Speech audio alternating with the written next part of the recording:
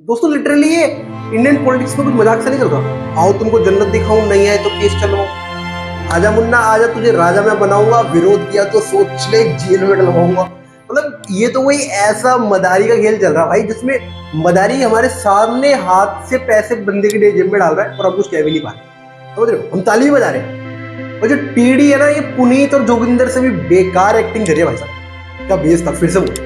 ये टीडी है ना, वो पुनीत सुपरस्टार और जोगिंदर से भी बेकार एक्टिंग कर रही है भाई साहब।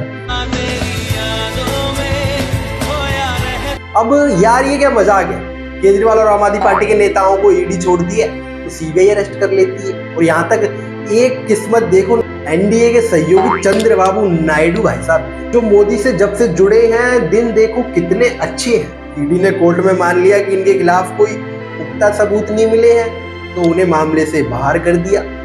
Very notable.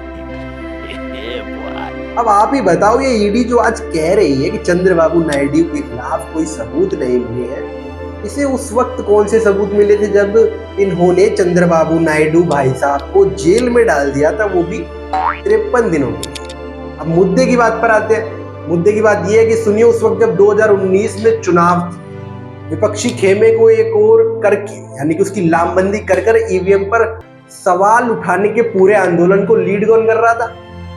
समझे? अपने नायडू साहब। और तभी तो हमारे देश की फुर्तीली ईडी ने अपने कानून के लंबे हाथों का सही जगह इस्तेमाल किया। लेकिन 24 के चुनावों में मोदी के साथ आकर चुनाव लड़े और ईडी को भी ये दिव्य ज्ञान की आकाशवाणी प्राप्त हुई कि बेकसूर इंसान पर जांच गलत है। जांच गलत है तो नायडू जी जैसे शरीफ आदमी अब अपनी मौज में है। लेकिन यहाँ सोचने वाली बात ये है कि हमें इस पूरी घटना में ये समझना होगा कि दोषी कौन था, सजा किसको मिलेगी। अगर उस वक्त नायडू दोषी नहीं थे तो ईडी उनको 52 दिन जेल में कैसे रख सकती है, उनको परेशान कैसे कर सकती है? और अब वो गलत थे तो अब वो छूट कैसे गए? अब इसी पर कुछ विपक्षी खेमे के महारथी भी कूद पड़े हैं। अब सुनिए कि सुप्रिया जी क्या कह रही हैं। याद होगा सितंबर 2023 में चंद्रबाबू नायडू जेल गए थे। अब ईडी ने उसी स्किल डेवलपमेंट कॉरपोरेशन से जुड़े घोटाले में उन्हें क्लीन चिट दी है। ये जादू इसलिए हुआ क्योंकि वह मोदी की वॉशिंग मशीन में धुल गए। नरेंद्र मोदी का विरोध करो तो भ्रष्टाचारी, उनके साथ आ जाओ तो केस खत्म, ढोंगी।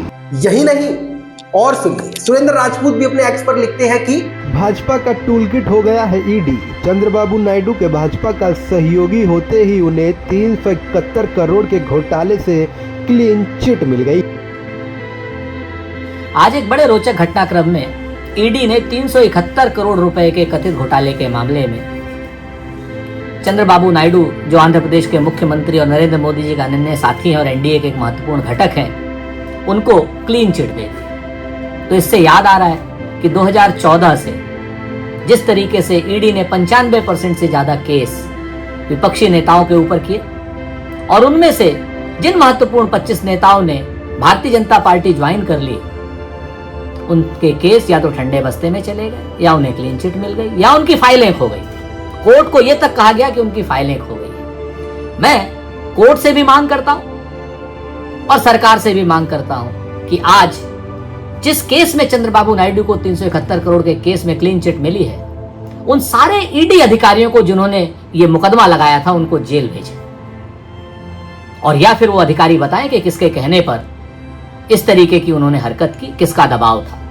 वो सरकार के नौकर हैं, संविधान के जो प्रति जवाबदेह हैं, या भारतीय जनता पार्टी के प्रति जवाबदेह हैं। प्रफुल्ल पटेल हो, अजीत दादा पवार हो, हेमंत बिस्वा शर्मा हो, या नारदा सारदा वाले नेता बंगाल के हों, और या फिर अन्य नेता हों, जिन जिन लोगों ने भी भारतीय जनता पार्टी को ज्वाइन किया, आखिर उन्हीं को क्यों क्लीन चिट मिल रही है? और जिन जिन नेताओं पर ईडी ने कार्रवाई की और जिनके खिलाफ सबूत नहीं मिले या क्लीन चिट दी, वो सारे के सारे ईडी के अधिकारियों को जेल जाना ही होगा। इस सरकार में नहीं जाएंगे तो अगली सरकार में जाएंगे। लेकिन एक बात तय है कि भारतीय जनता पार्टी ने ईडी की स्वतंत्रता को खत्म कर दिया। भारतीय जनता पार्टी का एक टूल होकर के रह गया है ईडी, संविधान का टूल ना होकर के भारतीय जनता पार्टी का टूल होकर रह गया है, जिससे देश के संविधान को भी और बहुदलीय लोकतंत्र को भी खतरा है। वैसे तो ये जायज है कि चल क्या रहा है, पर्दा किए बिना अब तो खुल्लम खुल्ला सौदा लग रहा है बॉस। और ऐसा ही कुछ खेला याद है महाराष्ट्र में क्या हुआ था? सुबह 6 बजे ही पूरा देश नींद में था और यहाँ शपथ ग्रहण करवाया जा रहा था अजीत पवार और देवेंद्र फडणवीस का। याद आ गया? और रात में ही अजीत पवार के सारे मुकदमे जो है वो वापस हो गए थे। उस वक्त भी कोई दिव्य ज्ञान की प्राप्ति हुई थी दोस्तों। ये दिव्य ज्ञान चल क्या रहा है ये हम और आप जैसे आम लोग नहीं जान पाएंगे दोस्तों। विपक्षी कहते हैं कि महाराष्ट्र में सरकार बनाने का तोहफा दिया गया था, लेकिन ऐसा थोड़ा ही होगा। बीजेपी जैसे ईमानदार पार्टी ऐसा क्यों करेगी भला? शायद वो वाकई निर्दोष हो।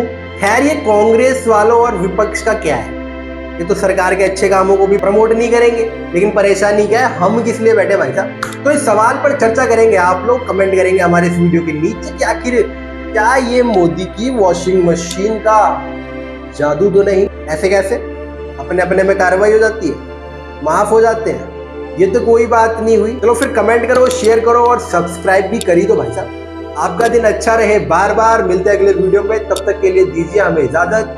नमस्कार।